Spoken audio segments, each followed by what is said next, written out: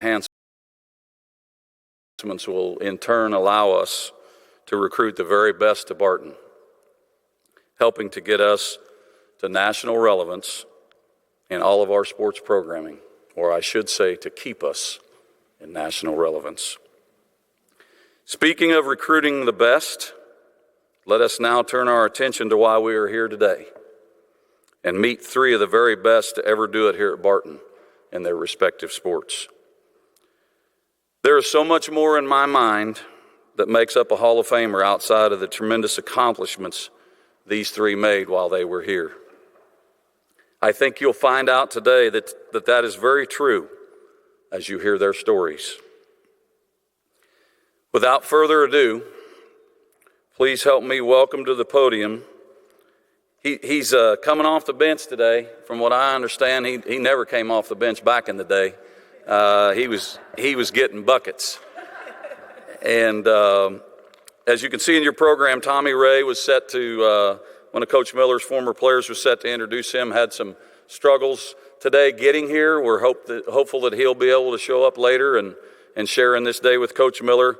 But in his place, please welcome to the podium to introduce our first inductee in the 2026 class.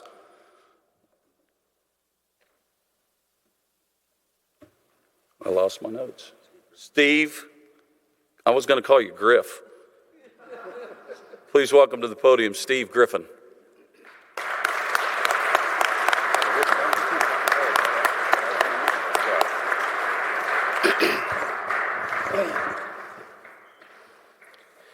Thank you, Trevor, for remembering my name. That's awesome. But though it is a pleasure to be here today, it's especially a pleasure to be here and to do this impromptu. I know that may sound a little strange, especially to people who do not like to be in front of a microphone like I do sometimes. But I will make this short in this introduction, but I do want to set the table of why this is such an important day. First of all, what a shock it was to be coming back to Barton, to Barton County to see the renovation. Trevor and the Booster Club, that is just incredible. Thank you for putting that money where it goes.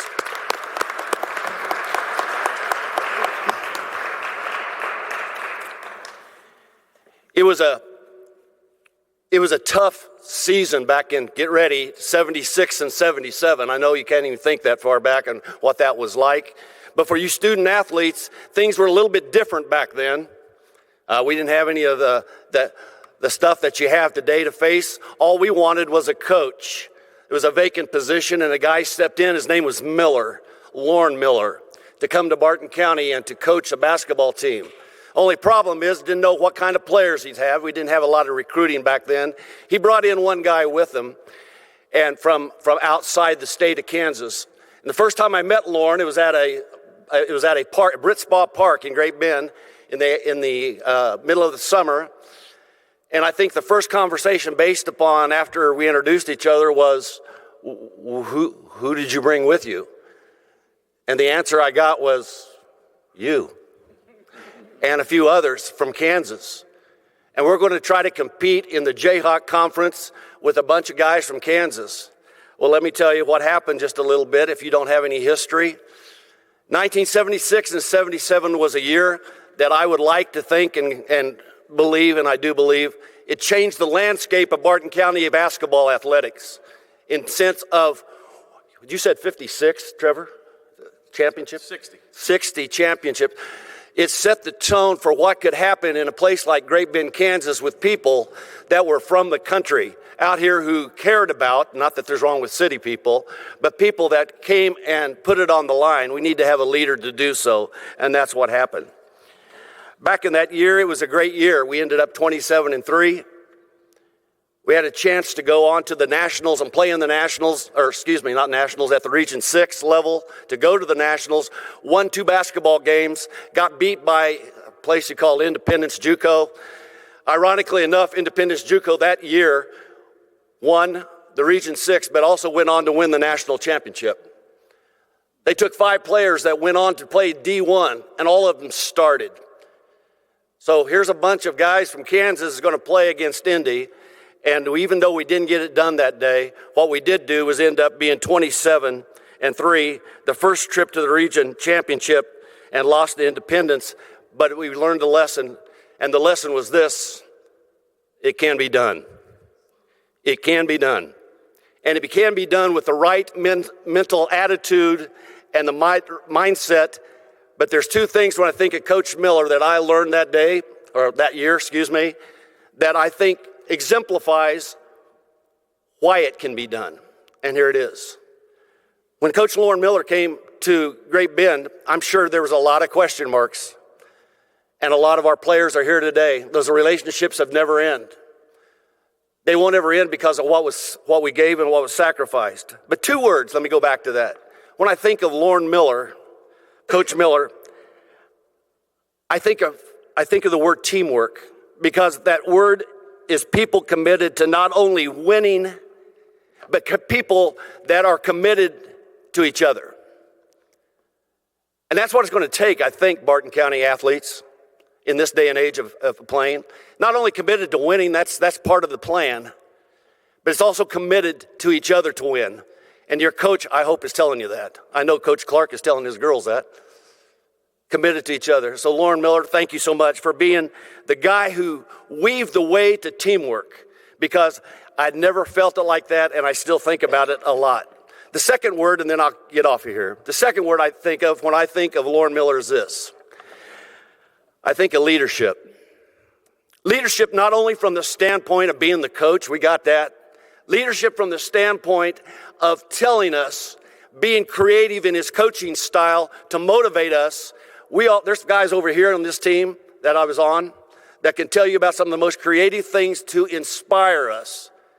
So not only was he great at teamwork, he was a great leader because of his leadership for us, his players, and the things that he brought to us in terms of inspiration. I want to show you something. I know that our players know this. When you have a winning team and they're 27-3 that year, people in the community love that. They go out and publish books about you. They loved it. And we all have one of these, and if we don't, we'll find them.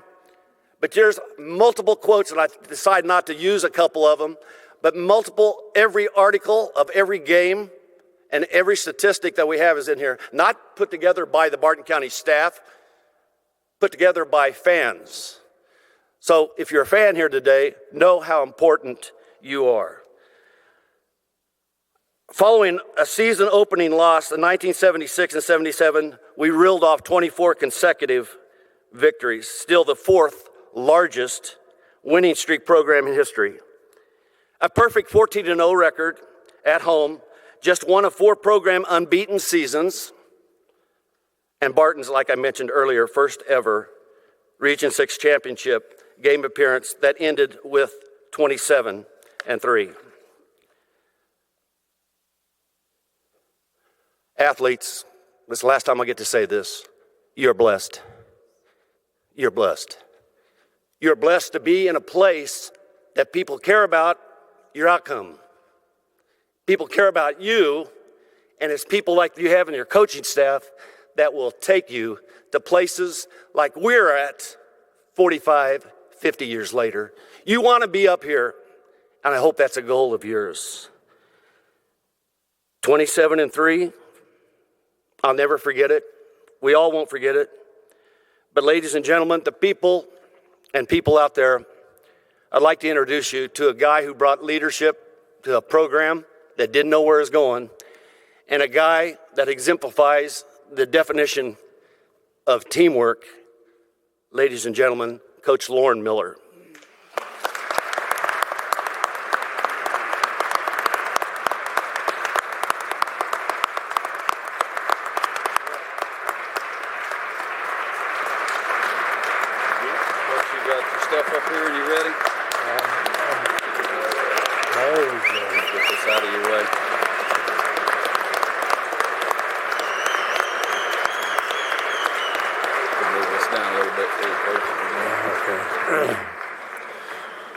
I think we can go home now, can't we?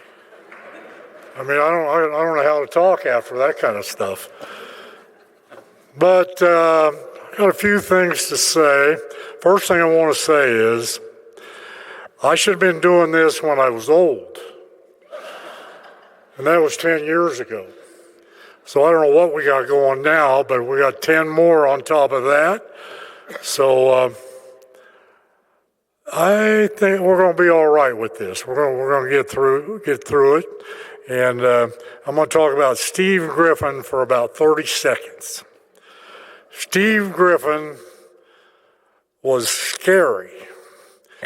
And the reason he was is he had an attitude that was beyond measure. He's not afraid of anybody or anything or any situation that would demand the best you got. And the best I can say, I want to say one thing about what that means. We're trying to win a game here against Pratt. And Pratt is loaded like everybody is. I mean, they all got players, got tall guys, big guys, quick guys, all of that.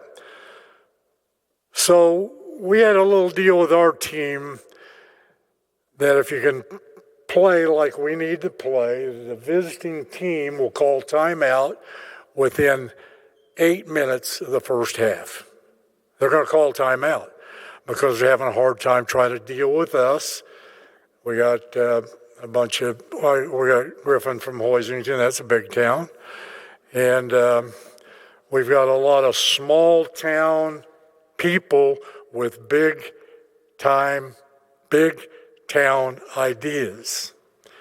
And so one time somebody said, is Grinnell a big city? And I said, yeah, pretty big. And, we didn't talk about it too much more because I'm going to leave it. Grinnell was a pretty good sized town because that's where the Bouchards came from. And I mean, they're all over the place. So, and I had 2 of them, and I need to talk about that in a little bit.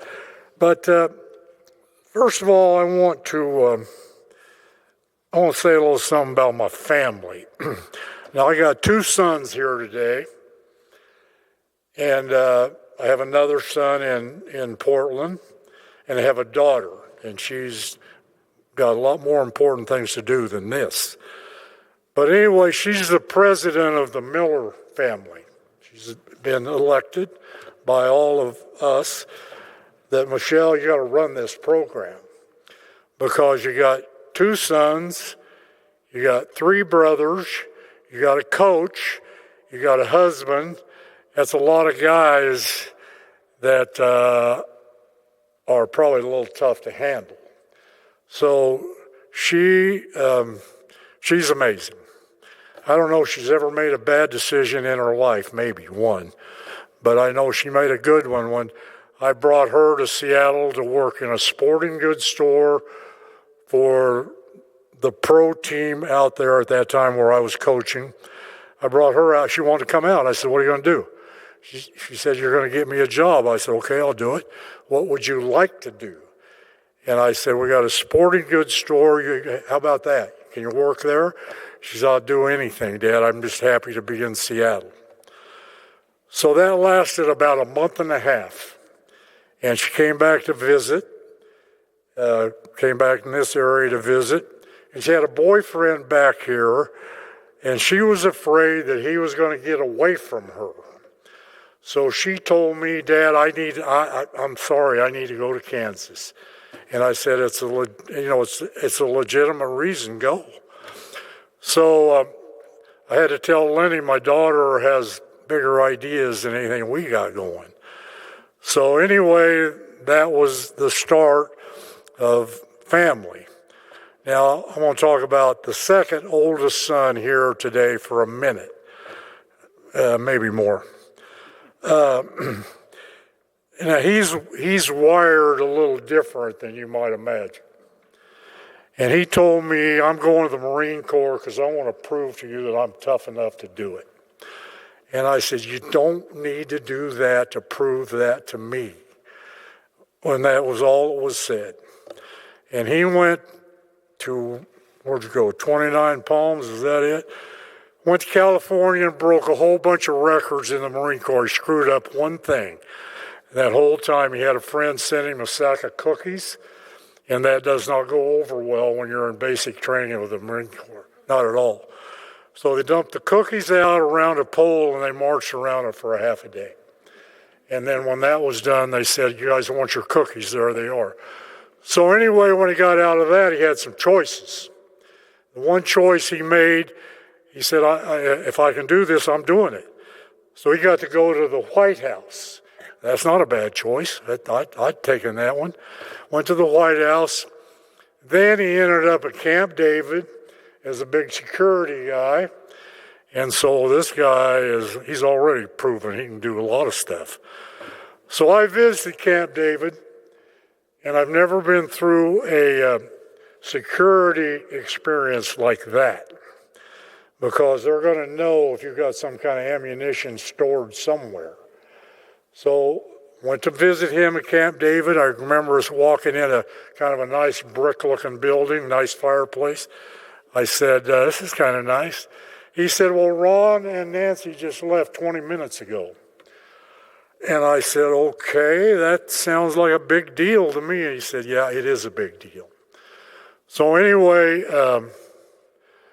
Mike got out of the Marine Corps and decided that he was going to do what he wants to do. And that's what he wants to look at cows. And today, Mike is looking at 35,000 head of cattle. 35,000. Now, I don't know. How would you know that? Can you do that? But anyway, Mike Miller he had a picture of Gaddafi on his bedroom wall. He was a little scary, he really was. But that's where he's at today. And his son, Mike Miller, is also here today with his wife and his kids. And by the way, Mike has a wife too, and her name is Jen. And those are a bunch of good people. And then the second, Mike, has his mom here with him today. And you throw all that together, and that's a bunch of good, no question about it. So anyway, I got all that taken care of. I recognize the people that I need to talk about, and then we're going to talk a little bit more about some stuff. When I left Barton, I came here in 76, 79. Now, in those days, nobody can even get that, but that's a long time ago. I'm trying to say stuff that happened 50 years ago. And if you go to sleep or you have a tendency to be a little bored with stuff, you can do it, because it's it's half a century. That's what I'm talking about, okay? 79, I left here, and I knew I had a job with the Trailblazers in Portland.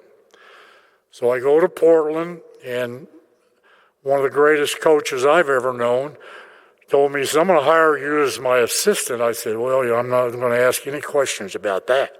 I'm going to do it." And the next day, he said, "I appreciate what you said, but what I need you to do is I need you to go to Germany for 1 year. And when you come back, everything I've said to you is the same. Still waiting for you." So in 3 days, I'm in Germany. I landed in Cologne, West Germany, 3 days later. And the general manager picked me up, didn't speak English, and I didn't speak German. So on the way back to where we're going, we had 2-word sentences the whole way. And if you didn't get that, we kind of did a little demonstration. That day, I had a practice. I had a practice with 12 German guys who had never heard of me, never seen me, did not know anything about me. The only thing they knew was he's from Kansas City. Kansas City, okay. I tried to tell them Kansas is more than Kansas City. And I never could quite get that across, so I'm from Kansas City. And so we did that. Now, that team, when I walked in there, was I scared? Yeah, a little. Apprehensive. Because I got to talk to 12 guys, and I got to speak just a little German maybe to get through this little event. And Norbert Tim stepped up and said, Coach Miller, stop. Okay, I will. And you got something you want to say? He says, I do. He said, first of all, our English is better than yours. And we've got 3 fluent languages, so quit worrying about that. And, we'd appreciate it if you might pick up on a little German, but I got your language. We all have it. Don't worry about it. So anyway, I'm going to shorten this up a little bit. We won the German championship, and we had a kid running around the halls. His name was Detlef Schrempf. Now, Detlef was a junior in high school when I went to Germany. Detlef Schrempf just hung around. And I thought, this guy has some skill. And so we figured it out that we try to get him. I tried to get him to Ellenwood, Kansas. That's what I tried to do. And the coach at Ellenwood said, you got no chance not doing this. Because if they figure out this guy with this talent is at Ellenwood High School, you recruited him and you paid for it. So he ended up going to a school in Centralia. Detlef did. Then he ended up going to the University of Washington. And then I had a chance to draft him with the Sonics. We took Xavier McDaniel instead. And that's the wisest thing I've ever done. And Detlef got drafted by Dallas. Went to Dallas. They weren't sure what to do with him because he's kind of a child, a 6'9" child. First team All-American. Went to Dallas. They traded him to Indiana. He came back to the Seattle Supersonics, one of the greatest players they ever had. Detlef, yeah. And so that's kind of cool, I think. Anyway, let's talk about this team that I had here in 76. I'd never seen them. I had no idea who they were. Didn't have any idea at all about what was going on. What I knew was you're going to have one out-of-state player, one, only one. So the rest of them are from these big Kansas towns. And McPherson might have been one of the larger towns, Tommy Ray, Kansas City, I guess, I don't know, Lawrence. So we had a bunch of guys who didn't really look like we're going to get a whole lot done, to be honest with you. What I saw, I thought we're going to get tested here a little bit. So we go to Colby and we got tested. Yep. We got beaten Colby by a lot. And so I asked my assistant, I said, is this how this is? He said, every night. Forget it. You're going to get this every night. And so I made that decision right then and there. Now, this guy wasn't with us, but that made a whole lot of difference when he was. I decided what I'm going to do is I'm going to require my team, this team, to do what I call uncommon things. Because uncommon things tend to lead to things that are successful. So if we needed to climb the flagpole, nobody questioned it. Nobody said, are you kidding me? No, not saying that. If we were required to run through this little housing unit over here, and at one time I was first, and that's not going to happen either. So we're going to run that one again, and maybe another time to find out if you guys understand what I'm talking about. Uncommon things. And so from that point on,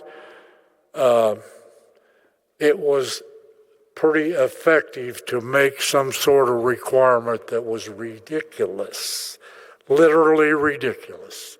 And they bought it. They said, okay, we'll do it. And we did it, and we never lost one home game. Not one.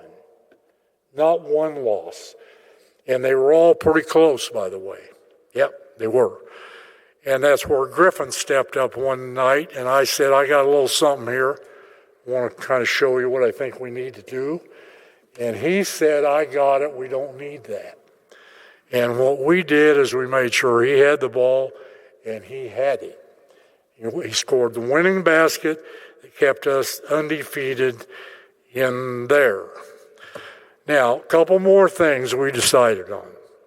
We're not going to let trivial stuff take us out of it. Not going to do it.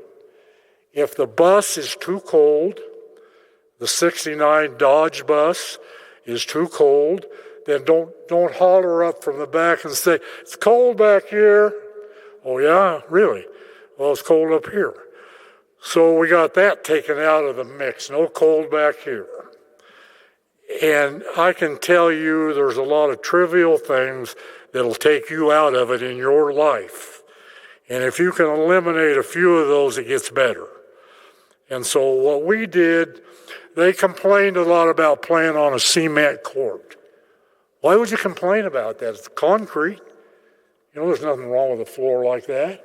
So I heard my knees, my ankles, my back. I can't do this. Well, if you can't do this, then you got to go fix it. And if your knee's that bad, get surgery. If your ankles are killing you, we got the best trainer in the world, let him fix it. So we eliminated trivial stuff, didn't need to hear it. And we knew beyond a shadow of a doubt that whoever we were playing had a feeling that maybe this isn't going to be any fun. This is going to be some kind of night. And the best example of that is this. You guys getting tired? I'll get you out of here and I'll get this going a little bit. I'm about done. The best example of that is I had a coach from Butler County called timeout, and it was one of those 8-minute jobs, and come walking towards my bench. And I thought, now what the world is this about? And he walks to and I met him actually at the scorer's table. And he said, "Coach Miller, my guy wants to play. He wants to play." And I said, "And what does that mean? Your guy wants to play?" I said, "I'm for that. I'm 100% for that. So let's do it." He said, "Well, the guy you got guarding him won't let him play." I said, "Really? And what can you say about what the guy that's guarding him is doing?" And he said, "I'm not sure, but I know my guy wants to sit." And so that is a clear picture of a guy by the name of Jack Beeler. Jack Beeler was not afraid of anything. Did not talk much, didn't say a whole lot, kind of looked at the roster. He knew who he had. He figured it out. And so, yeah, and Beeler was like a lot of the rest of the guys. We never said the word substitute. Never said it. Never talked about winning and losing. Don't do that. Why do that? That's irrelevant. The point is, don't leave anything on the floor. We don't care about so much about the outcome if I can get all you got. And I think we got all we got. Time after time, night after night. So anyway, am I running out of time? No. Okay.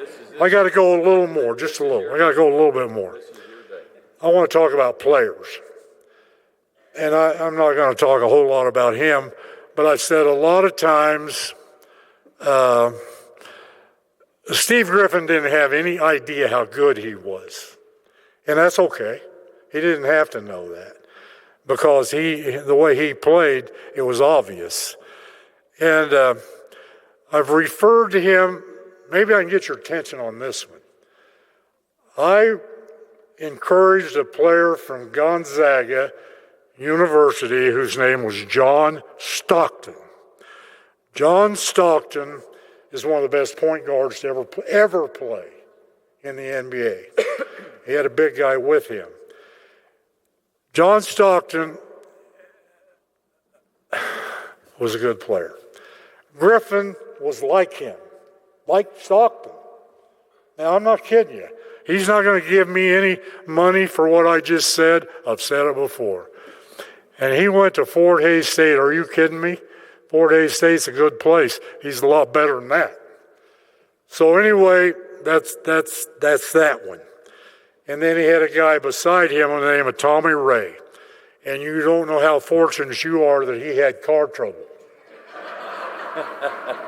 His engine blew up west of Lawrence, and he was laying down on the highway talking to my son Monty, who I'm going to talk about a little more, because he'd lost his mind for numerous times that he has. He's laying on the highway trying to decide, what is this? I can't make it, and he's the guy that's going to try to introduce me, and he's still talking now, by the way. So maybe it's a blessing. I'm not sure. Love Tommy Ray. Never played much organized basketball. Started for us every game, and Alan Clark was knocking at his door all the time too. Alan Clark should have played more. I can say it now, okay? So anyway, we had a group of players, Jim Graham, Steve Griffin, Tommy Ray, Jack Beeler, Terry B. Moore. Let's do that one real quick. Terry B. Moore was from Manual Arts High School in Los Angeles. Pretty wild kind of guy, yeah. And so I brought him here, and I sort of made Griffin my son. B. Moore, my son. Griffin already was. And so B. Moore was part of a team, all Kansas, except one guy, Terry B. Moore. And so I knew that Great Bend was going to test him. So I decided, we're going to go to the black church. That's what we're going to do, B. Moore. We're going to the black church, and I'm going with you, and we're going to see how that goes. And let me tell you how that went.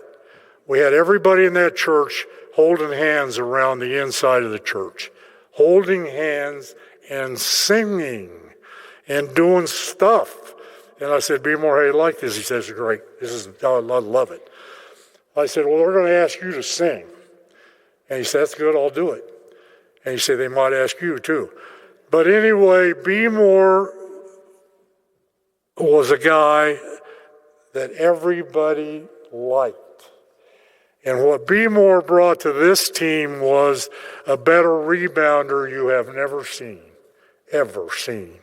6'5", 6'6", got all the rebounds.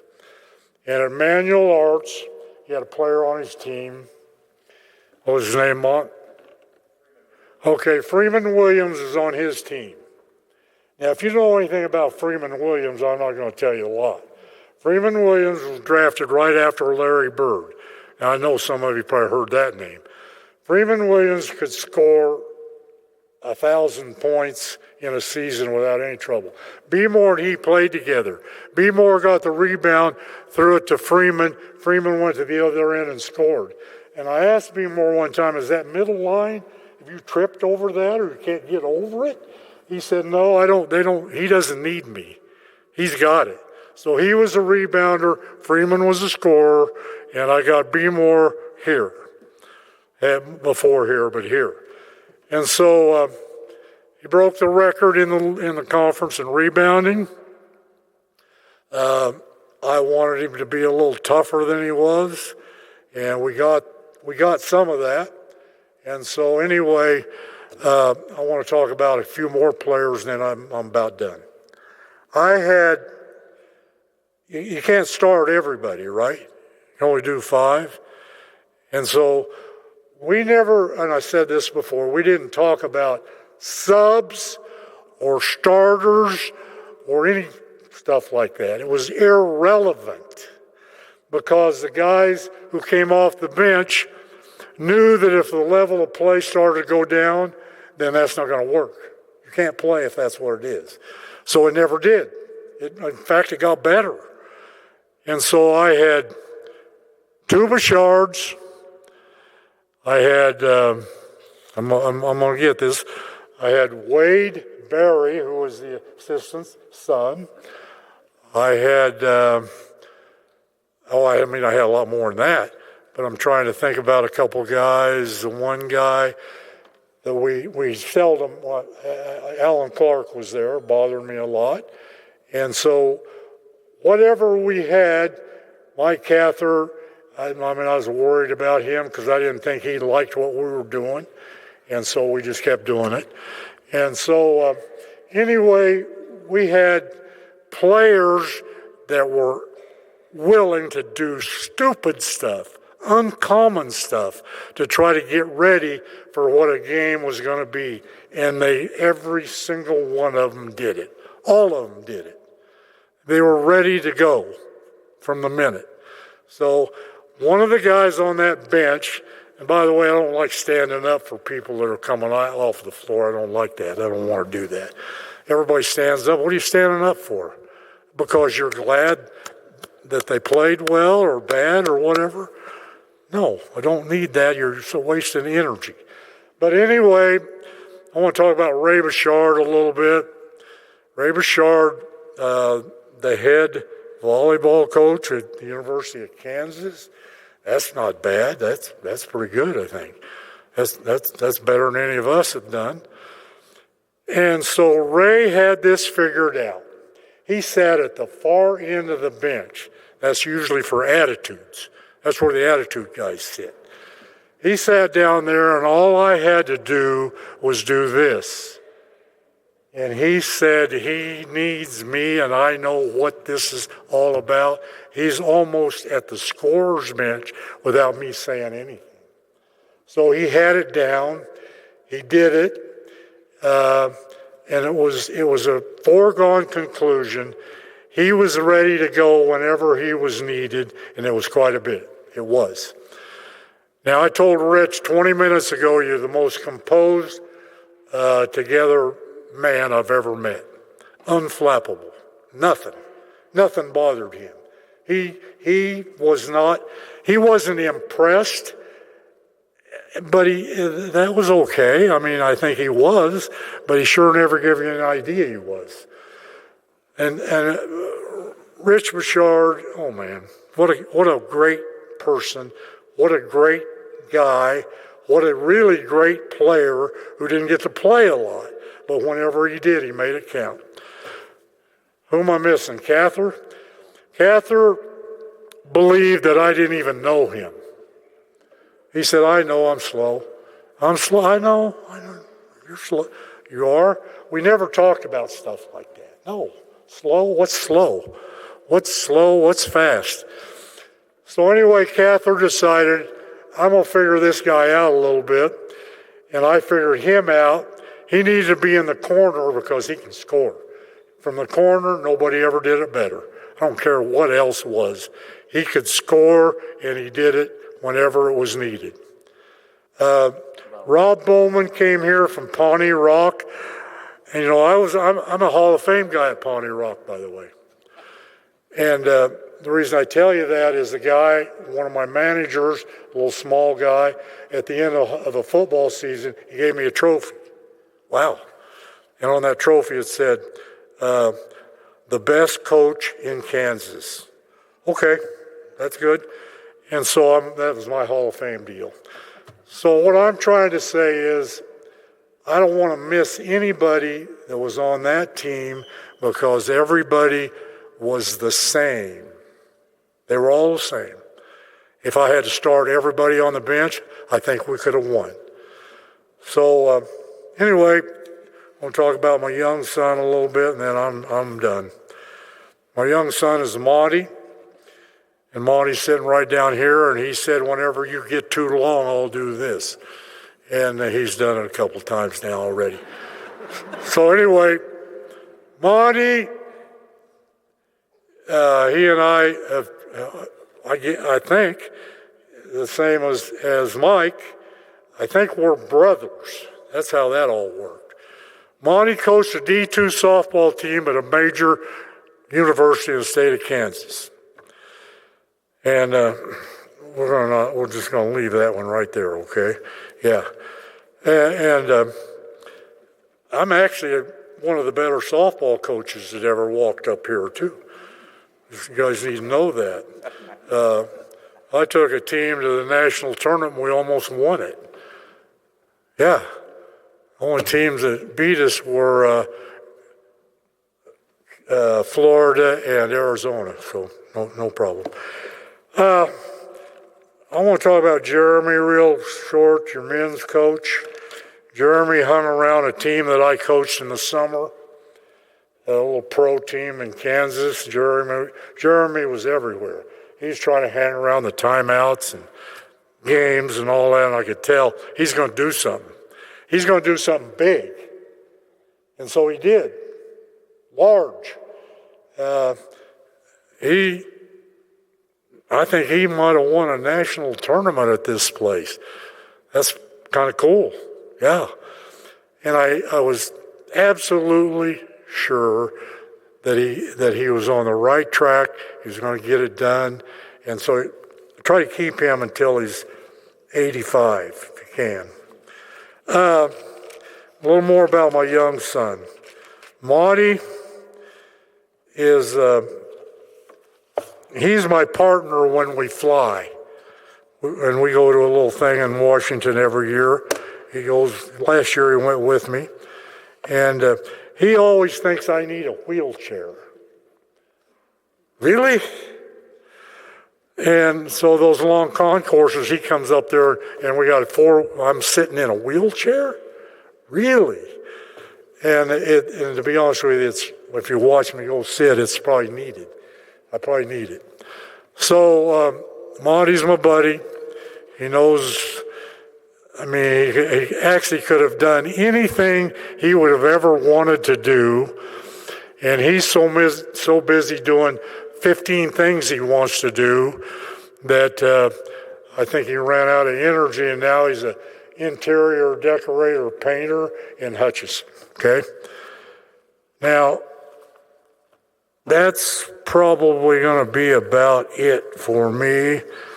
If you got what I should have done is got a chair and sat in it so we'd have a little conversation. So he could ask me something. Just ask me a question. And what I would have done if it was tough, if it was a really tough question, I would have referred it to him because he knows everything. Monty knows it all. And for me, that's a little shocking. But if you got any kind of question that's kind of running through your mind, like, is he telling the truth or is this all, what is this? Ask him. He's got it. And if he's a little reluctant, don't bear down too hard. That's about it for me. I'll see you in 10 years. Yeah? Be okay? Good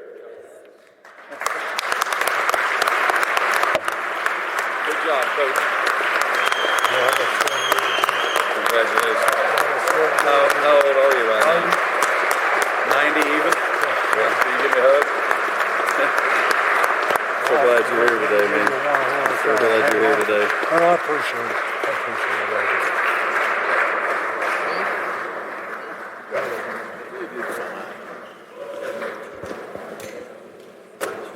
The newest member of our Hall of Fame, Lorin Miller. I know our hoops teams are going to go get ready for their game. Lorin, you did a lot of uncommon things here, and we certainly celebrating the men's basketball success that you had here as a coach, and how uncommon it was that you did it and how you did it. The softball is a great point that you made. Also a very successful softball coach here at the college, and we're going to talk about softball a little bit more here in a minute. But congratulations, Coach Miller. Very deserving. 90 years old. 90 years old, he told me.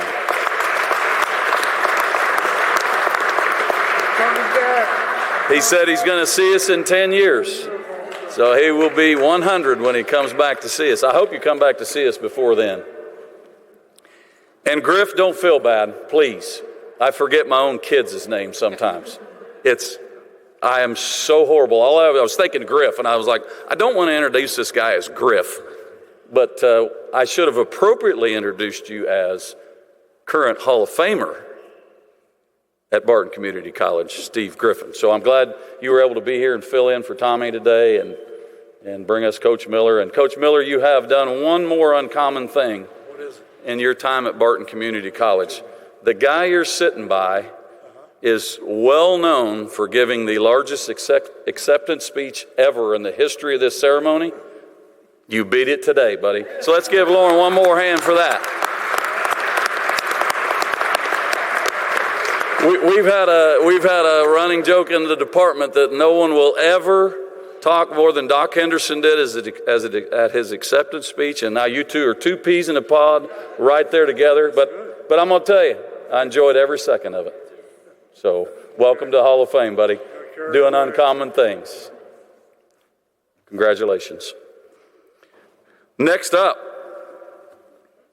one of the most prolific softball players in the history of Barton Community College, and led the team to the most wins in the history of the college in one season, and was a very, very dynamic player, doing wonderful things here at Barton and wonderful things beyond. And here to tell us a little bit about her, to present her, and then we'll hear her story. Would you please welcome to the podium her husband, Zach Robertson. Thank you. Oh, yeah. Yeah, there you go. All right. Wow, this is nerve-wracking. Ladies and gentlemen, friends, family, coaches, teammates, and the members of the softball community, good afternoon. Tonight is incredibly special, not just because we are honoring the extraordinary college softball career, but because we're celebrating the heart, the grit, and the woman behind it. It is my absolute honor and my greatest privilege to introduce tonight's Hall of Fame inductee, Erica Robertson. If you know Erica, you know softball was never just a sport to her. It was a passion, a purpose, a place where she poured her heart, tested her limits, and learned who she was becoming. Long before all the wins or recognition, there were countless hours of work, early mornings, sore muscles, long practices, and moments of doubt that she refused to let define her. As a Barton County Community College softball player, Erica was relentless. She played the game with intensity, intelligence, and heart. She was the kind of athlete you wanted beside you in the toughest moments, the teammate who showed up prepared, completely fierce, and never asked more of others than she asked of herself. Her accomplishments on the field speak for themselves, but what mattered most was how she played the game and how she carried herself while doing it. She led not just with her talent, but with her example. She made the teammates better, she elevated the program, and she represented Barton County Community College with pride, humanity, and integrity. What many people don't realize or don't always see is what happened off the field, the discipline, the sacrifices, the quiet determination, the balances of being a student, an athlete, and a young woman finding her way. Erica handled it all with the strength and grace, even when the path wasn't easy. Behind every great athlete is a support system, and tonight we also honor the coaches who believed in her, the teammates who became family, and the loved ones who stood by her through every high and low. Your impact is part of this legacy. As her husband, I get to see the lessons softball instilled in Erica every day. Resilience, leadership, work ethic, and heart. The same qualities that made her a Hall of Fame athlete are the ones that make her an incredible partner, role model, and human being. The honor is not just a recognition of what Erica accomplished during the time at Barton County Community College. It's a recognition of the standards she set, the lives she touched, and the legacy she leaves behind. Erica, your name belongs here. Your story matters, and your impact will continue to inspire future Barton County softball players for years to come. Ladies and gentlemen, please join me in congratulating my wife to the Hall of Fame, Erica Robertson.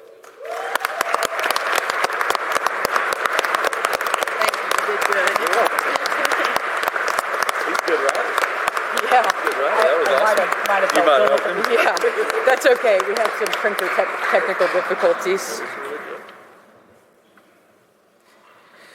All right, so first off, I want to thank Zach for standing up here. I know this isn't easy, and we also had some last-minute printer complications, so he was reading off a phone instead of a piece of paper, which, you know, phones, small text, makes it a little even more nerve-wracking.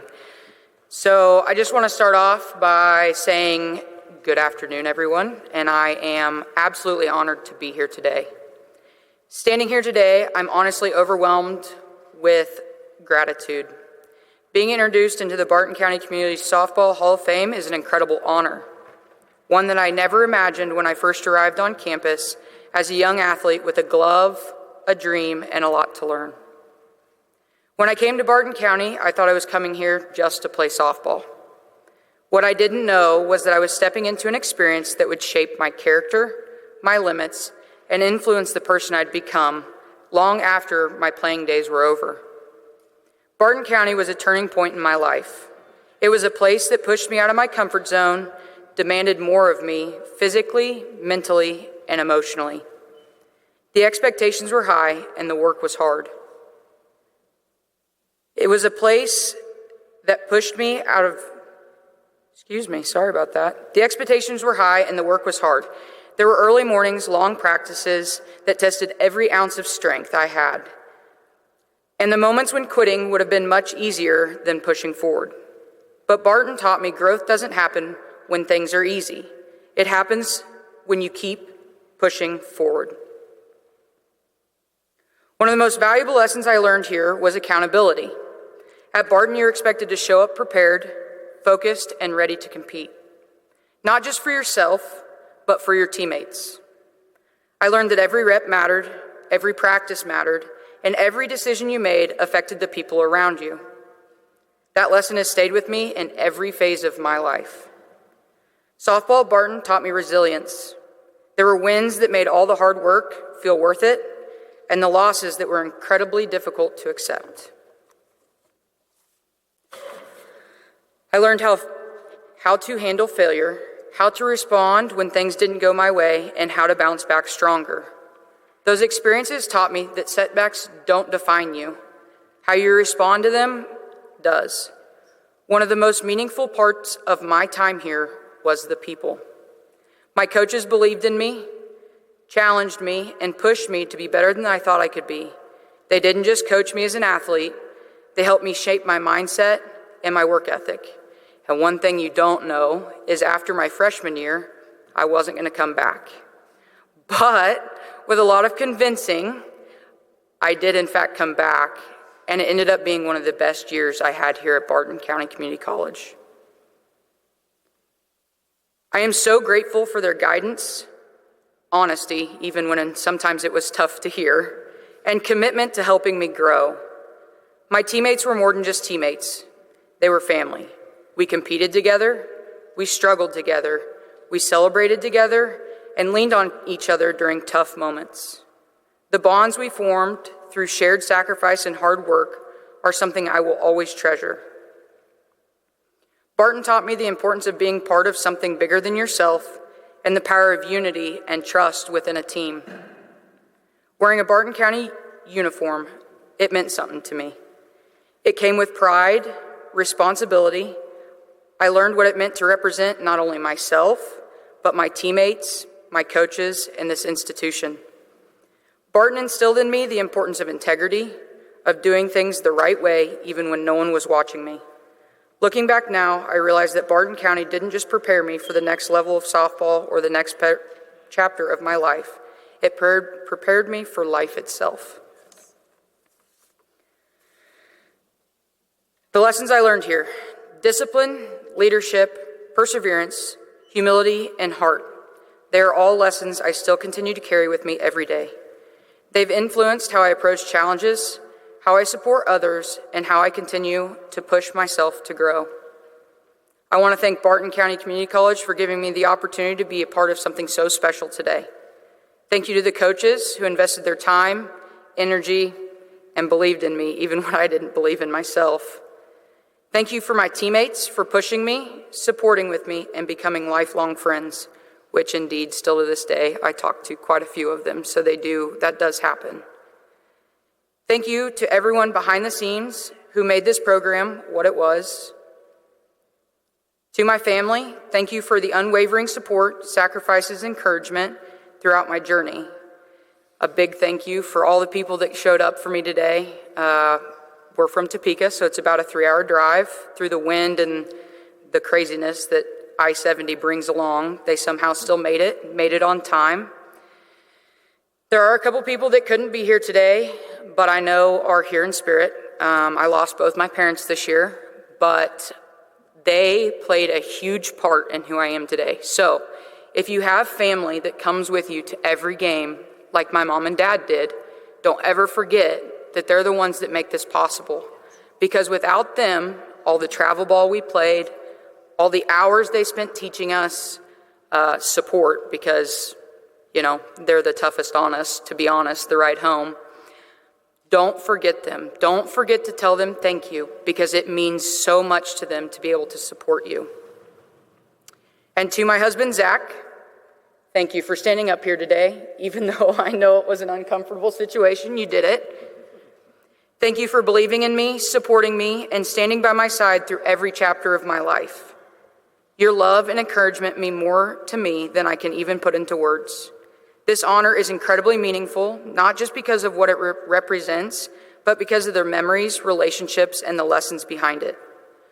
Barton County will always hold a special place in my heart, and I'm so proud to be a part of its softball legacy.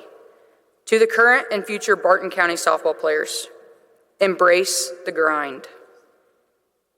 Trust the process and appreciate every single moment you have here, because you don't know if you're going to go on to another level or if this is going to be the last time you get to step on a field.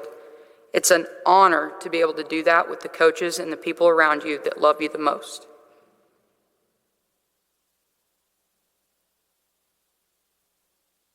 I just want to say this place has so much to offer to each and every one of you if you're willing to put in the work and give it what it gives you. Thank you again for this incredible honor. I am truly grateful, and I am so proud to be inducted into the Barton County Community College Softball Hall of Fame. Thank you. There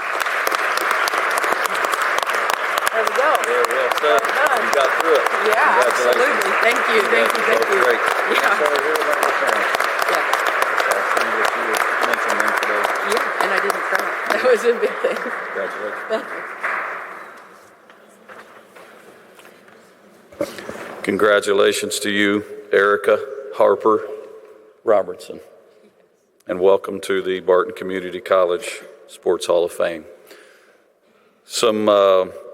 Coach Miller talked about being uncommon. Erica talked a lot about this place, how special it is, and how it molded her. I think there are a lot of us sitting in here, myself included, standing here, that certainly echo those sentiments and how it shaped our lives. And again, the tremendous accomplishments that you had here as a softball player, but the accomplishments that you continue to make don't go unnoticed. So again, congratulations. Our third and final inductee today is, if she's as excitable today as she's been on the phone with me over the past 6 weeks, I am jacked to listen to this young lady's story. Inez Turner, I've read a lot about you. I knew about you because I was here when you were here. We were students together here a long time ago. I told her when I gave her a hug when she first came in today, I've put on a few pounds since then, but I think you could still run around that track as fast as you could then. And here to present Inez to us today is another Hall of Famer, the current Hall of Famer in the Barton Community College Sports Hall of Fame, and a track coach that did so many wonderful things here, garnered national championships, coached. Can you even count the number of All-Americans you coached here? Do you have that number in your head? 400 plus All-Americans.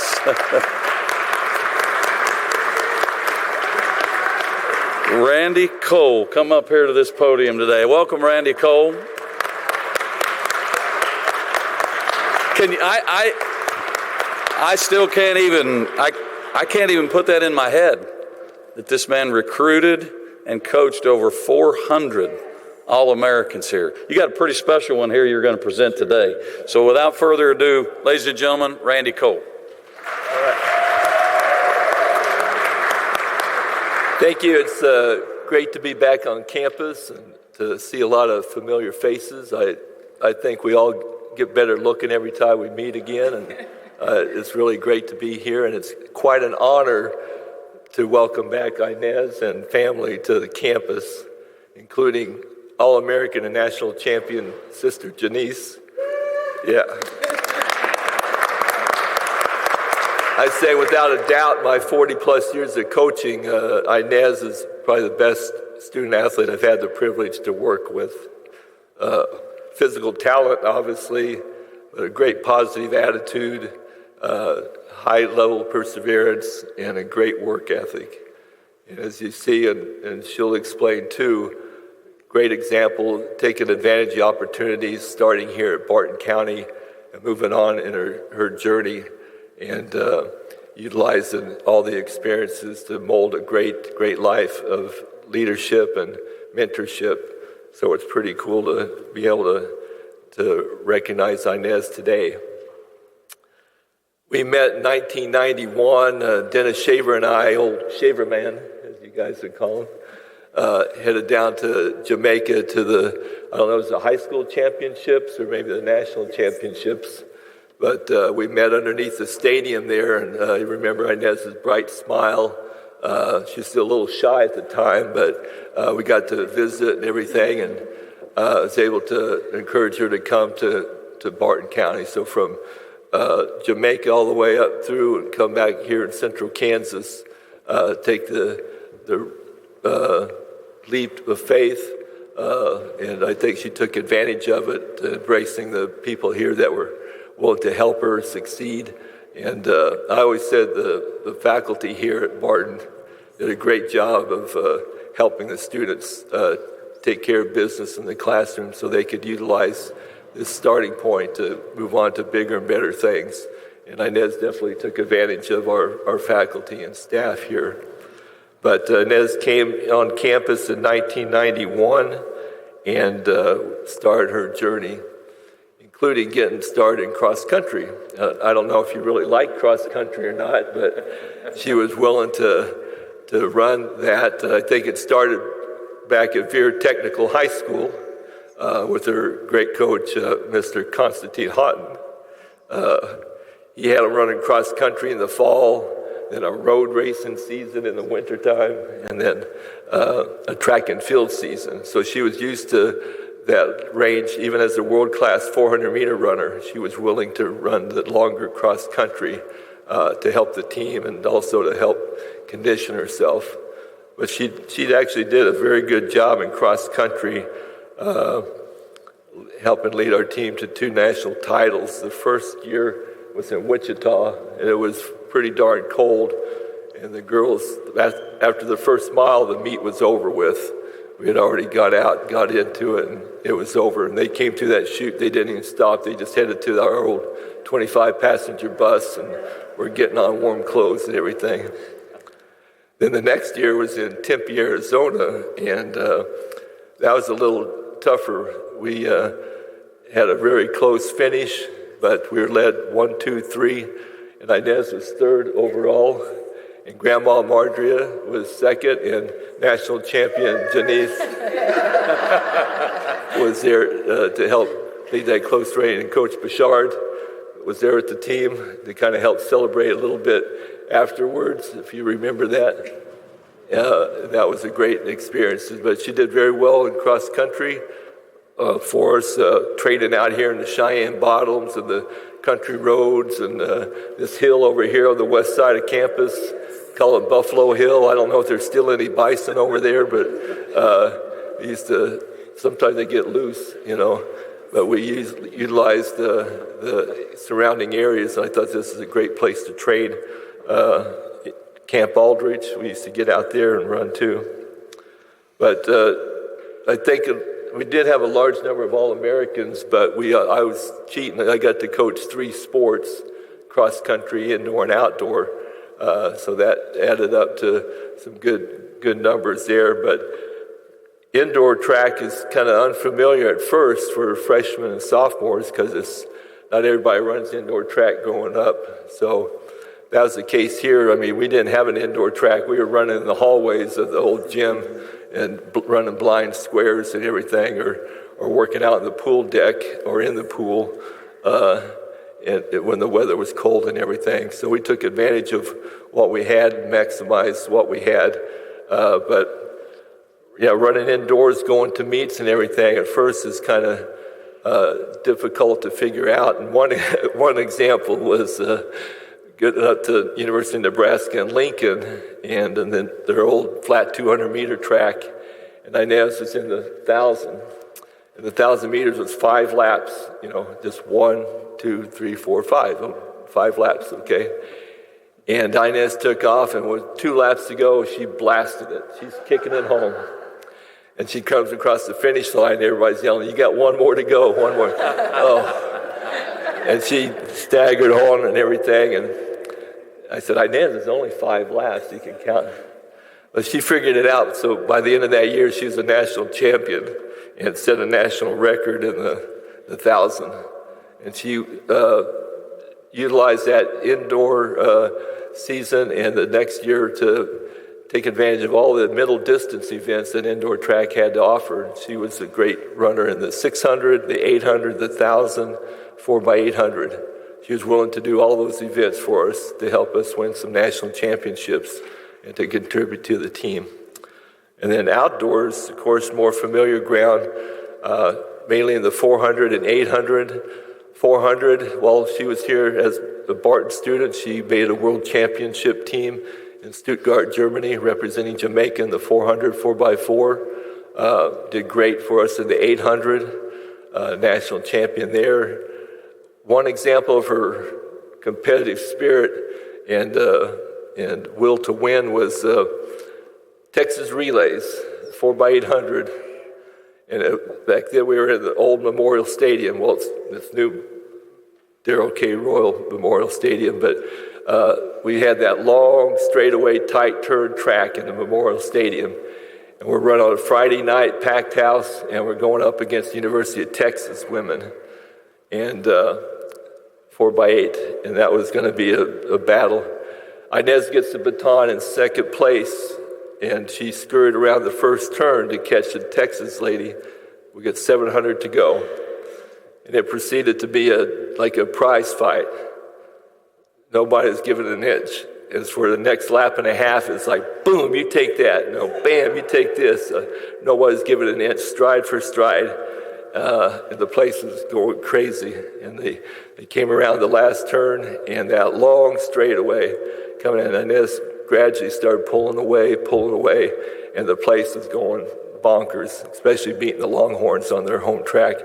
But she came in, gave us victory, and also set a national 4x800 record that still stands. They also went on.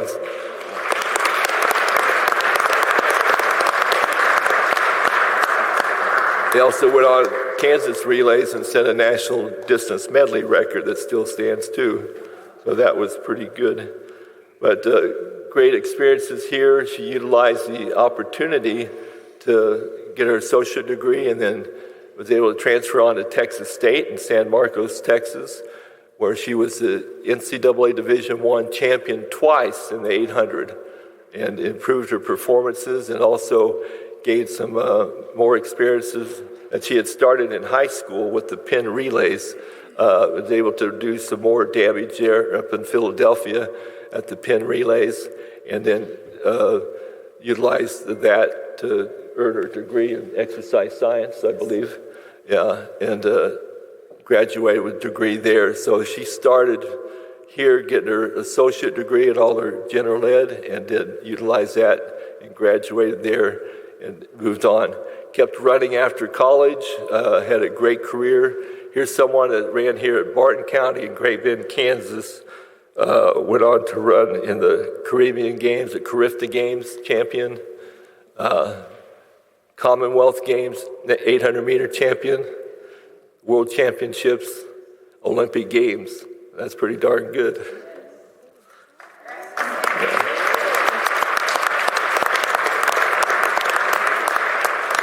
As time went on, she got into coaching, utilized her degree and her racing experience, and then her first head coaching experience was at Winston-Salem University for about 8 or 9 years, and they won about 8 conference championships there, Coach of the Year awards, and had people get to nationals, and then she moved on to her present position at Fayetteville State University, where she's won 23 and counting, 28? Oh, boy.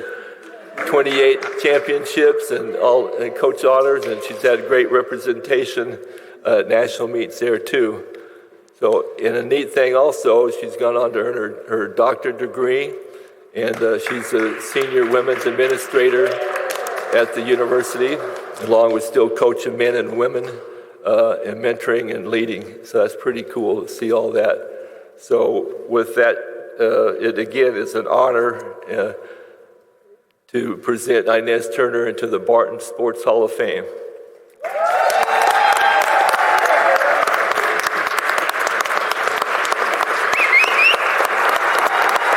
get it, girl. I got it.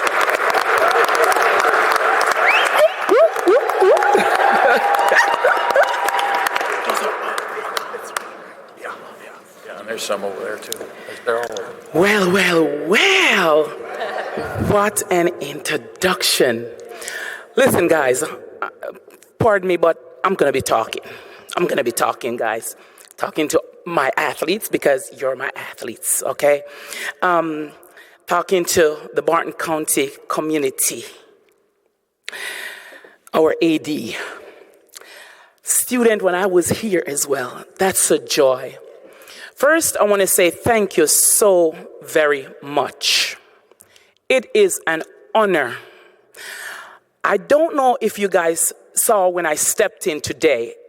It's just all grins. I am still and will always be overwhelmed to step back on this soil. I am going to say this is my soil. You know, let me first do this before I get into, because I'm going to tell you some things. I'm going to encourage you guys today. Athletes, wait for it. First, I want to let me thank some people who keeps on finding ways in supporting me. And I am going to say this because I'm talking to our athletes. This day is very special. This is going to be my 10th induction, Hall of Fame induction. Very special. And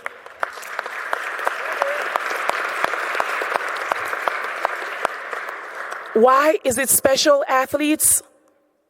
Some 30-something decades after stepping my foot on this soil, now I am getting in the Hall of Fame.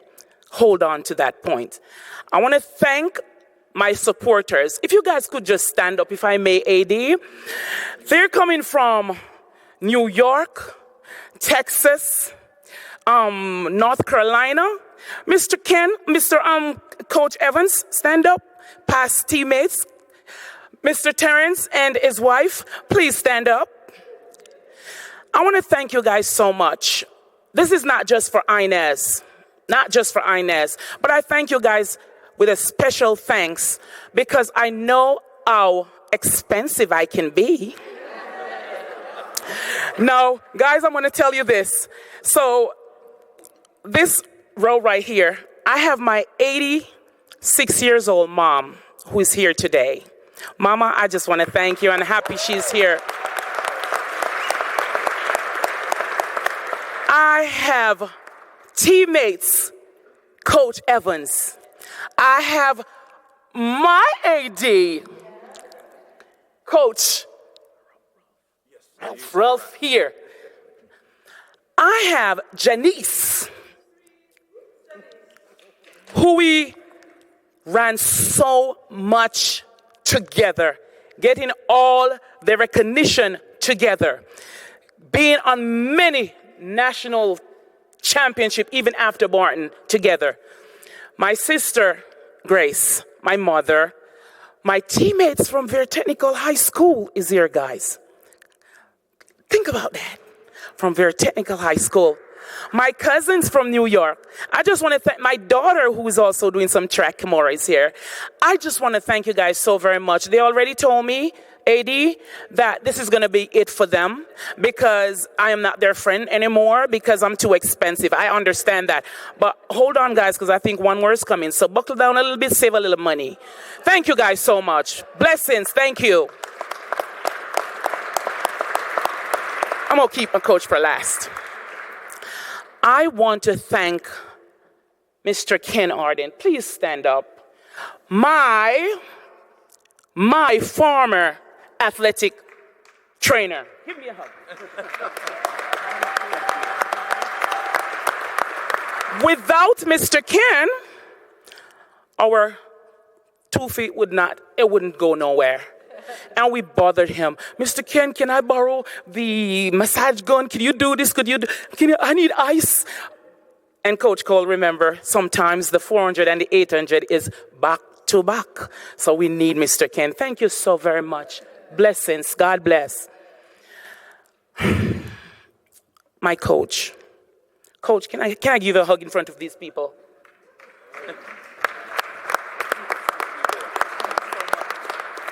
And I'm going to stay strong because I will cry. Coach Cole. Without Coach Cole, it wouldn't be no Dr. Inez Turner. When I first got here, 1991, Coach Cole came and picked me up at the airport. Very shy. I'm not shy anymore, Coach. Very shy. But without the care, the support, the love, the father away from home, the mentor away from home, the counselor away from home, this would not be possible to go back and get my sister Janice, then my younger sister Yvette, then my cousin Charmaine. This is our soil. And Coach Cole make sure that he set that example. He makes sure, because think about it, we are miles, plane flights away from Jamaica. Never left my mother's home to stay away, and now all the way to the U.S. So Coach Cole paved myself, my many Olympic teammates, my sisters, away from our home in Jamaica. And so, Coach, you made the soil a special soil in my heart. I have been in many, when it comes on to recognizing spot because of my coach, Coach Cole. Thanks to Vera Technical High School, who has definitely paved the way. When Coach Cole came to Jamaica at our Boys and Girls Championship, I was like, ooh, American coach is here? I'm going to show it out. Even though I was always showing out.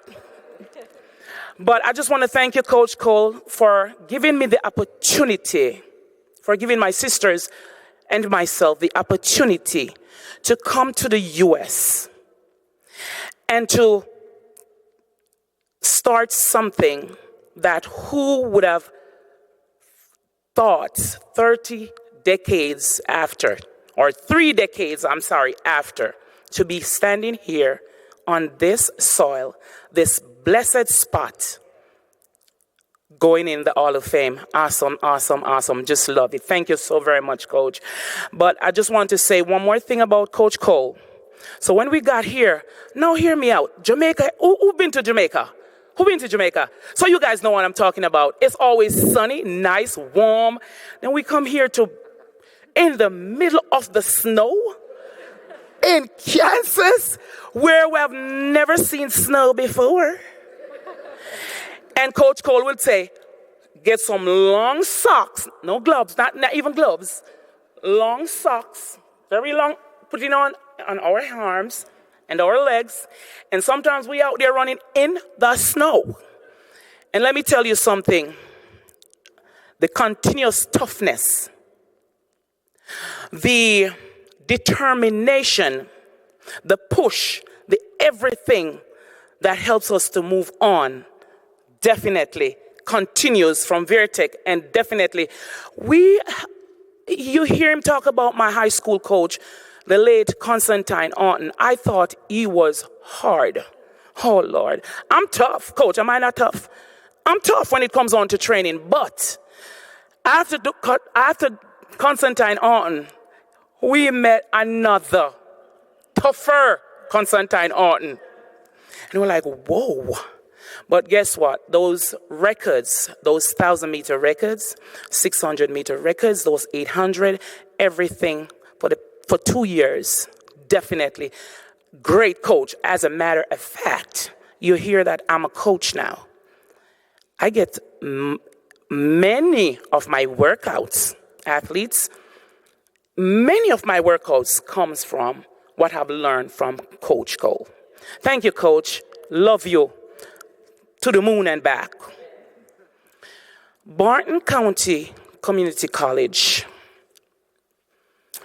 Our professors, Mr. Murray, who was our dorm father, and we used to get a little job in the cafeteria, because that's how we used to get a little $50 here and there to buy some things. And at Walmart, remember that Walmart? And send a little bit to my mom, even $25. So the people in the cafeteria, the community at Great Bend, Kansas, you guys did, listen, I've never felt homesick. You guys did great. You guys were supportive. You guys would definitely just shouting for us. And I thank you guys for that, because Coach Cole got the support of the school and of the community to help us get far. So we thank you guys so very much. Now, I just want you guys to know something. After Barton County Community College, I went on to Texas State University, and then on to the Olympics, the World Games, and all that. And so I cannot get out of my mind, or take this out of my mind. AD, please talk to one of the coaches, because I need a gear to go home.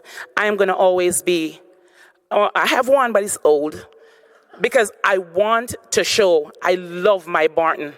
I want to wear my Barton anywhere I go, because without Barton, there wouldn't be no Dr. Inez Turner. I want to also very much thank my country, Jamaica, their technical high school. As a matter of fact, my elementary school, moving up to their technical high school, and all the people that instill in me the love, the push, when we go to that national stadium to show the world, like Coach Cole, who came to Jamaica, that, hey, you need to come get these Turner sisters. So we want to thank Jamaica for sure. Athletes, your beautiful faces, I can see the smile, the readiness, the gratitude that you have for this soil. Please embrace it.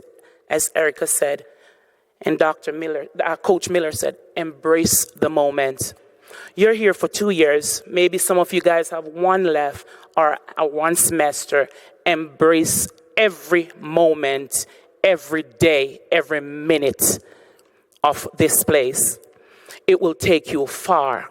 When I got here and got this opportunity, there was no turning back. I tell myself that I'm going to be the best, the best. And here am I today. Nobody can take away Induction and the Barton County Community College Hall of Fame. This is nice. This is very nice. It's going to help you to leave your footprint. Leave, athletes, leave your footprint. Yes, I know every day is not a bed of roses. I know every day is not a record. I know every day it's not easy. But the hard time, the times when you feel out of it, the times when you feel like, oh, coach, I can't do it. Teammates, I'm going to quit. Teammates, this is tough. That's the time, because the tough times get you ready for the sunshine. I promise you, I've been there. You move when you are tired. You keep pushing because it's a test. The hard time comes as a test. Without that test, you're not going to have your testimony. So you keep pushing yourself and embrace the people around you. Your coaches, they are coaching you, the whole being of you. So not only are they pushing you to win championships, nice to win championships, just want you to know, but once you listen and do the little things that move up, you're going to be true champions. Not just true champions winning sports games, but true champions for life. God calls you. You are here for a reason. You're not just here just because.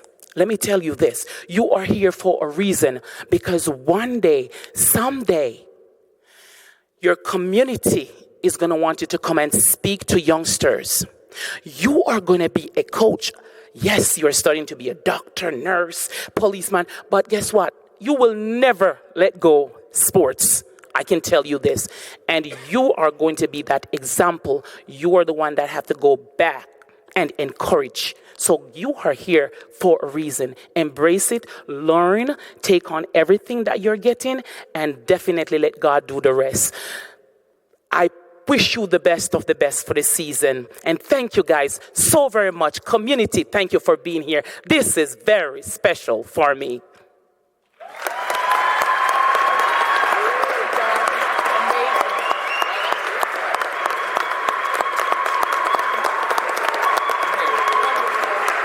Give me a hug. Yes. Congratulations. So well deserved.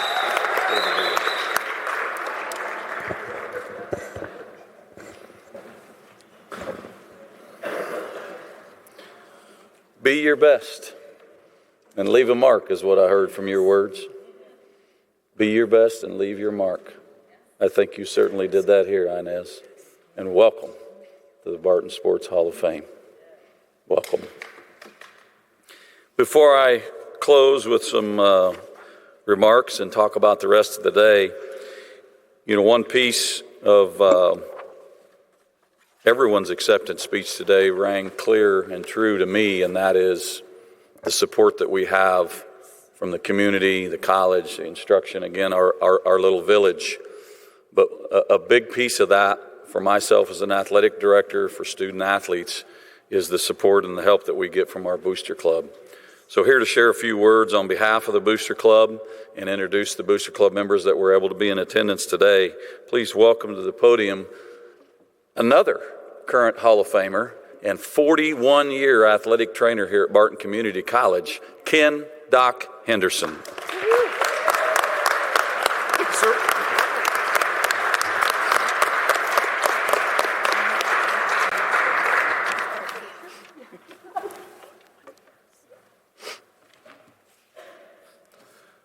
Okay.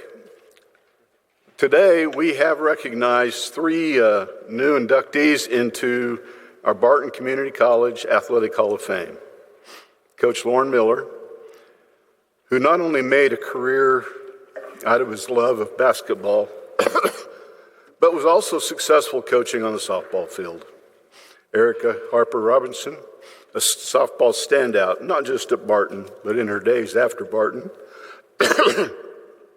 And Inez Turner, a track and field superstar. I want to thank the inductees' families and our community for sharing this celebration with us. I want to particularly thank our student athletes who are joining us today. And lastly, I want to recognize our Cougar Booster Club board. Please stand when I call your name. Rob Bowman, Kevin Sundahl, Janice Link, Sandy Smith, Kelly Bowman, Joni Panning, Chuck Fellholder, Eric Gotchi, Ron Mason, Stan Kaiser, Dennis Call, and Cole Reif.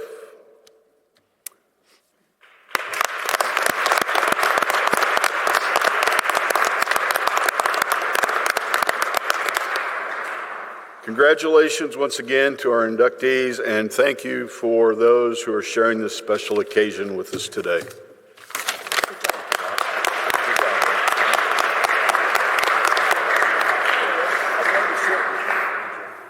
We've got the greatest booster club in all the land. And those members that were introduced today, again, not all of them could be here, are special people for myself and our department, our coaches and student athletes. And it's been that way for a long, long time. I talk about this being a special place. I use the word special a lot because it is. We heard proof of that again today, of just how special this place is and why. I've got to find my closing notes. Forgetting Steve's name, can't find my notes. Well, I'm just going to have to do without it, I guess. That's it. Thanks, Griff.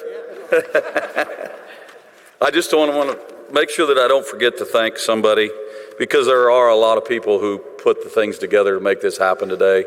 Thank you, ladies, for all your work over there. If you didn't get any of that cake and punch, you need to do so when we're done here, because it's phenomenal. Thank you, ladies, for doing all that you do to get all that set up and going. I want to thank my administrative staff, Heather Panning, who probably has stepped out because the food has arrived, and she's probably getting all of that set up. Assistant AD Panning, Assistant AD Todd Moore is back there taking pictures. His SID assistant Brandon Smith is sitting back there. John Dannenbaum from IT is back there and making sure everything goes smooth today. The Booster Club, all the current coaches that are here today and who brought their student athletes with them, and all of you who attended this afternoon. We thank you so much for being here and coming as we celebrate these three well-deserving and awesome inductees in the class of 2026. So one more time with me, would you please, and then I'll talk about the schedule for the day. We're going to go one at a time. Lorin, if you would stand up. How about a big round of applause for Lorin Miller?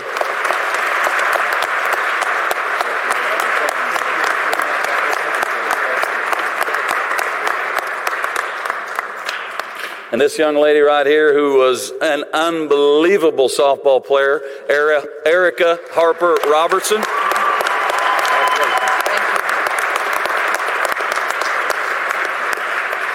And last but not least, this young lady that came all the way from Jamaica years ago, just North Carolina this time. And we didn't talk about the travel troubles that she had last night and this morning, but you made it in the nick of the time. We're so glad you're here. How about a big hand for Inez Turner?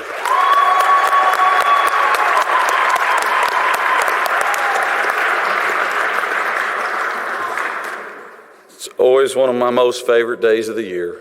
And we've got a lot more celebrating to do in conjunction with our hoops games this evening. So from here, we'll take a lot of pictures with family, with friends, with your presenter. Todd and Brandon will kind of organize a lot of that. I'll get this off of here and we'll take those up here on stage. Family and friends, please take all the time that you want and take some pictures of your own. That would be wonderful.